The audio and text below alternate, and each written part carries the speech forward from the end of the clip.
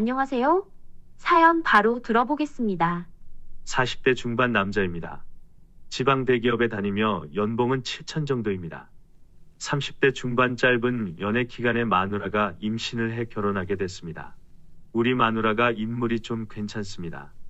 처음 대시할 때 무진장 무시당했는데 승부욕이 발동이 되어서 끝까지 매달려 연애를 시작했고 피임에 실패해 중절 수술을 하려고 했으나 결혼을 마음을 먹고 임신 4, 5개월 차 결혼을 했습니다. 결혼 이후 순탄하지 않았습니다. 나 때문에 자기 인생을 망쳤다며 절 가만히 두지 않았습니다. 가끔씩 폭력도 행사했습니다. 여자가 때린다고 얼마나 아프겠냐마는 그래도 자존감이 낮아졌습니다. 그래서 잠시 풀어줄 수 있는 방법이 외식이나 선물이었습니다.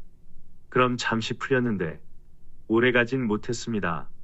그렇게 결혼을 하고 아이를 낳고 잠자리가 소홀해지기 시작했습니다.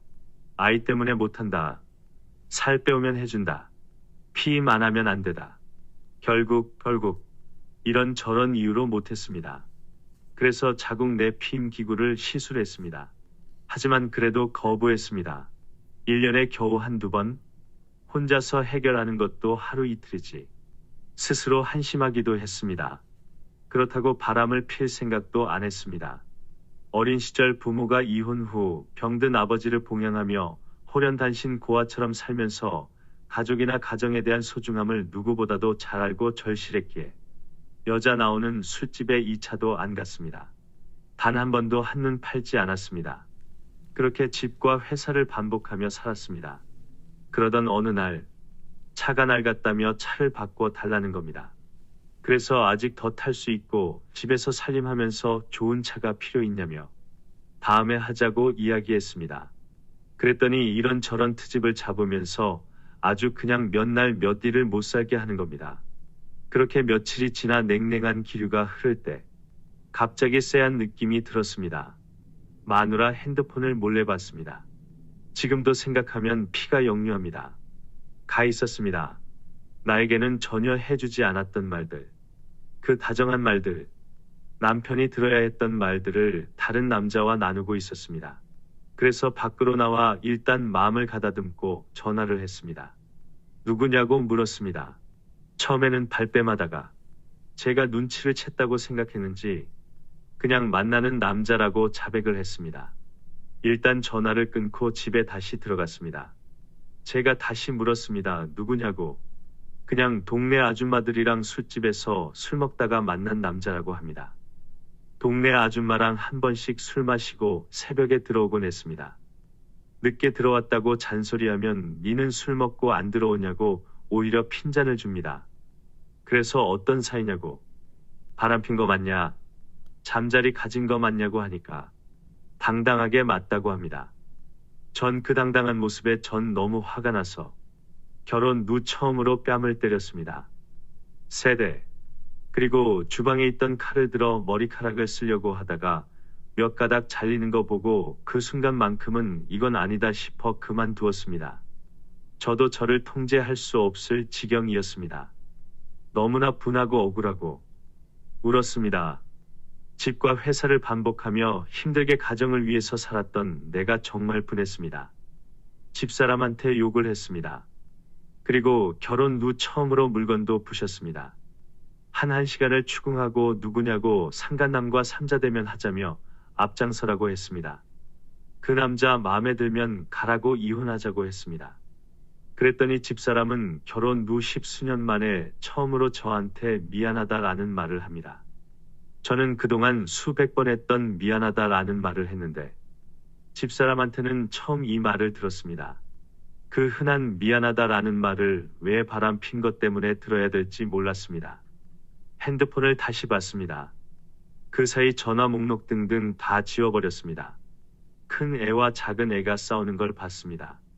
너무 미안해 일단 저는 집을 나갔습니다. 저녁에 다시 들어왔습니다. 집사람이 돌변했습니다.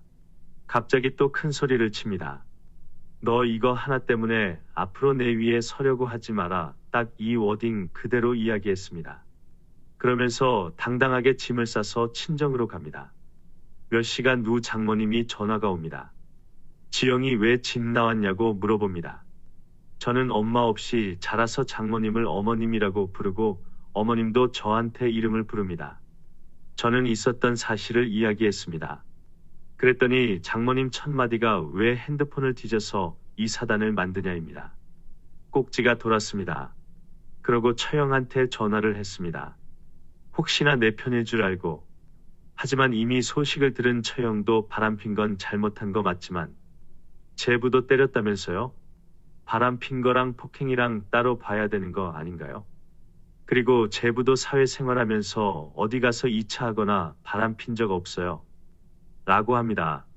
더 이상 대화를 할 수 없다는 생각이 들었습니다. 10수년간 나는 그 사람들을 가족이라고 생각했습니다. 하지만 집사람뿐만 아니고 그 가족들도 그냥 나는 목외중심 가족에 돈 벌어오는 기계였던 겁니다. 더 이상 기댈 곳이 없었습니다. 그날 저녁 아직 미취학인 둘째가 엄마가 없다며 옵니다. 그 우는 모습을 보니 어릴 적 내가 생각났습니다. 엄마한테 전화해달라고 보칩니다. 어쩔 수 없이 전화를 해 바꿔줬습니다. 다음 날부터 애들 챙기고 유치원 보내고 학교 보내고 아침에 일어나 분주히 움직였습니다. 둘째 머리 묶어주고 옷 입히고 하는데 너무 서툴렀습니다. 그렇게 3일이 지나 장모님한테 전화가 와서는 집사람과 집에 온다는 것이었습니다. 퇴근 후 같이 앉아서 이야기했습니다. 장모님은 어떻게 할 거냐고 묻습니다. 이혼할 거냐? 아님 용서하고 살 거냐? 라고 하는데 집사람 표정은 절대 잘못한 기색이 없습니다. 오히려 당당했습니다.